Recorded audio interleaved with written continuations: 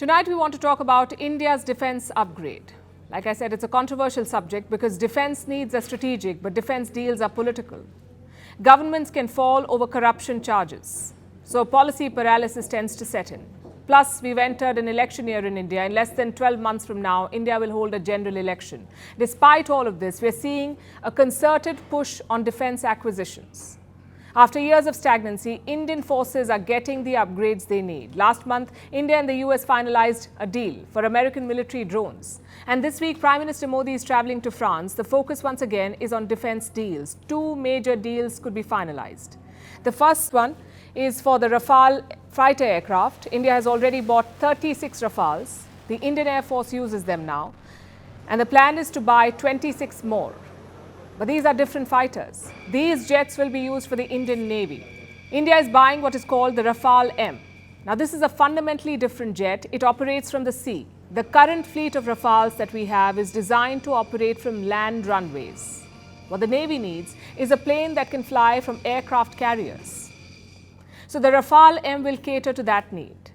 And the M here stands for marine. This jet has a stronger body, folding wings, and a reinforced landing gear. It has equipments to support maritime operations like radar systems, which can track targets in the sea. Targets like ships and submarines. The plane also has better navigation systems designed for operations on the high seas.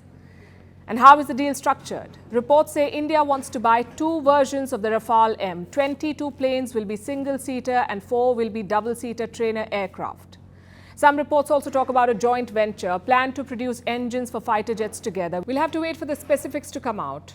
But that's the first deal. The second one is for Scorpene submarines. India wants to buy 3 of them. The Indian Navy knows these submarines well. It already has 6 of them. They were built under the Project 75 program. This is a 16-year-old project, an effort to build Scorpene-class submarines indigenously, to build them here. Early this year, France offered to get involved. It will transfer technology. It's willing to transfer technology. So the submarines can be built in India, and this will be an important agreement. The Indian Navy has set ambitious goals for this. By 2030, it wants to arm itself with 24 submarines, 18 conventional subs, and 6 powered by a nuclear reactor. How many has India managed to procure so far? Just 6 conventional submarines. India doesn't have a nuclear-powered submarine yet. It is still in the process of building one. So a deal with France will help in meeting the 2030 target. Which brings us to the cost. How much will these two deals cost India? One estimate says around $11 billion, but negotiations are still on. So the number could change. Whatever the final figure, this engagement is important. The culmination of an effort that began back in 2015. That's when India signed the first Rafale deal. It was a major step in defense modernization. Before 2015, many of the planned acquisitions were delayed, either because of bureaucracy or the lack of political will. Like I said, corruption has been a feature of defense deals in India in the past. From Jawaharlal Nehru to Rajiv Gandhi, from the NDA government of Atal Bihari Vajpayee to the UPA government of Manmohan Singh, all have witnessed tainted defense deals.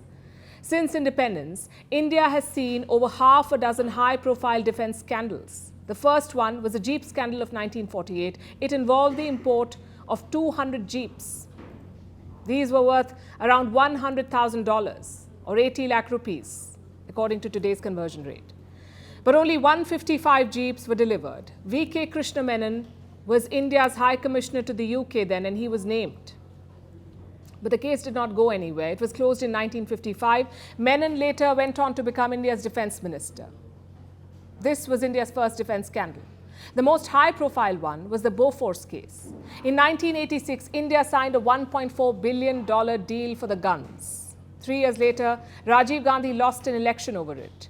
Gandhi and his ministers were accused of receiving kickbacks. But again, the charges did not go anywhere. After that, there was a flurry of scandals. The Kargil coffin case in 1999, the Barak missile case in 2001, the Augusta-Westland chopper deal in 2010. In all these cases, there were serious accusations of graft, but they did not lead to any serious convictions. The casualty was always India's defense forces. So after a point, political leaders began going slow. The armed forces suffered even more. But this year has been remarkable in terms of the scope of defense upgrades. In 7 months, New Delhi has cleared multiple deals. Earlier this year, India okayed the purchase of a new air defense missile system. It is called the Akash. The Indian Army will use it. India is buying 2 regiments of this system. An Indian company called Bharat Dynamics Limited will build it. India is also buying 11 offshore patrol vessels, 6 missile vessels and 13 fire control systems for the Navy. The government is spending a total of $4.4 billion for all of this. Last month, when Prime Minister Modi was in the US, more deals were signed. A fighter jet engine deal worth over $1 billion, and this agreement includes a technology transfer. India is also buying military drones. The order is for 31 MQ-9B Sea Guardian drones. They're worth $3 billion. So there are upgrades across the board. All three defense services are getting bigger and more lethal weapons. And this is the need of the hour. China's build-up on the border remains a concern. 38 months and counting. India needs better weapons to secure its front lines, and India is getting them.